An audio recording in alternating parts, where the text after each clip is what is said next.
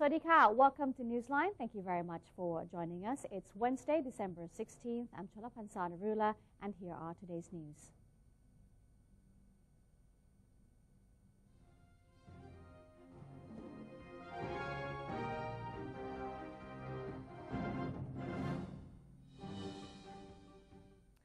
In our first story, Thai Buddhists continue to flock to Wat Bawar Niwet Vihan to pay their respects to the body of His Holiness Somdet Prayana Sangwon, the late Supreme Patriarch of Thailand, prior to the cremation ceremony. A large number of visitors were seen at Wat Bawar Niwet Vihan paying tribute to His Holiness Somdet Prayana Sangwon, who was lying in state at the temple from 8 a.m. to 9 a.m. and during the midday. Mourners also listened to Buddhist sermons chanted by a chapter of 10 monks and took part in the merit-making ceremony for the late Supreme Patriarch. On this occasion, they were given commemorative books containing photographs of His Holiness. Meanwhile, the Bangkok Metropolitan Administration has conducted a rehearsal of the sandalwood flower-laying ceremony at Wat Thep Sirin, which is serving as the venue of the cremation ceremony. The rehearsal was to ensure that the official function would take place in an orderly fashion, befitting the honor of the Supreme Patriarch.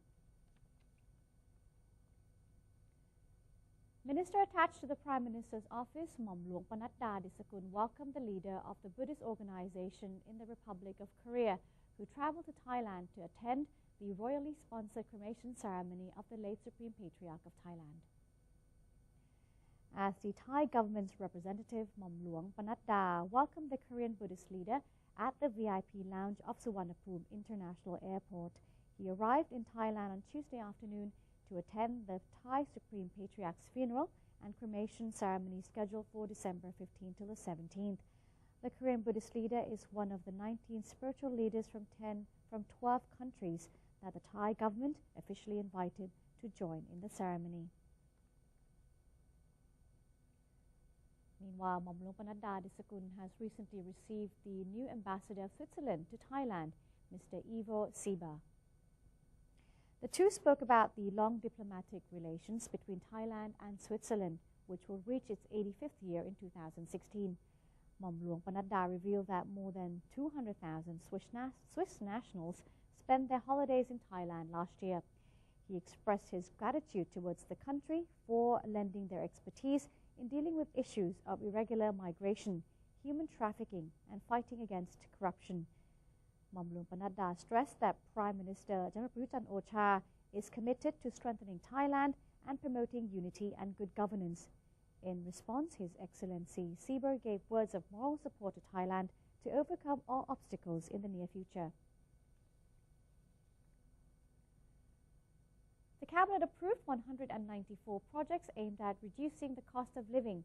Meanwhile, Prime Minister General Prayut Chan-o-cha said he will visit various provinces after the New Year's holiday to follow up on the progress of the government's projects. The 164 projects initiated by 16 government units include affordable goods sales, loan increase, expressway fare waivers during the New Year holidays, training for the general public, and training for farmers to adjust their agricultural practices to suit their geography. Most of the projects focus on innovation, research and development, village funds, and cooperatives. The Cabinet also approved the 100 billion baht Thailand Future Fund for investment in the country's infrastructure projects.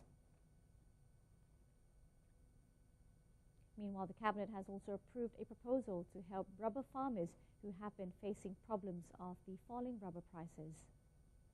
Government spokesperson Major General Sansern Kaokamnert said on Tuesday that the weekly Cabinet meeting has approved in principle the criteria, direction, and payment methods for rubber farmers as proposed by the Ministry of Agriculture and Cooperatives.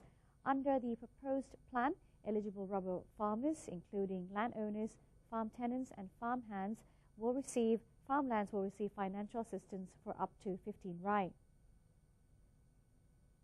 We go to special measures for strengthening farming communities. The Cabinet has approved the guideline and payment methods for compensation to rubber farmers affected by declining global rubber prices.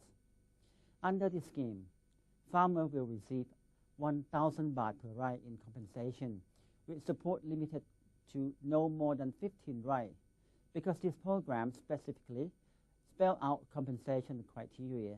It is expected to enhance the quality and quantity of rubber production, as well as the quality of life for rubber farmers nationwide. Next to trade and commerce, Cabinet has approved 2 draft ministerial announcements under the Export and Import of Goods Act. The first draft stipulates a list of 8 goods to be prohibited from import and export with Thailand. The list covers counterfeit consumer goods, copyright infringement products, tobacco, water pipe, and electronic cigarettes, game machines, elephants, antique Buddha statue, the relic, and caffeine.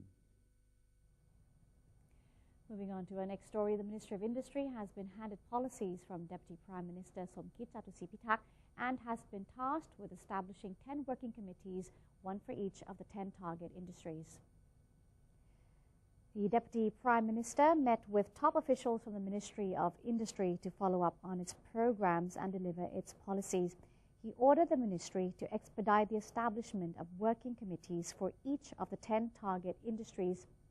Mr. Somkit said the working committee will be comprised of individuals from the private sector and the government sector in a bid to aid the development process.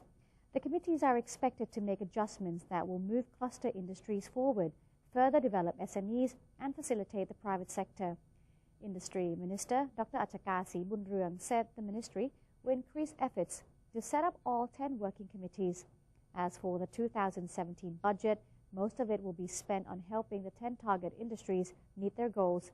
The ministry has requested a budget of 11 billion baht. The Ministry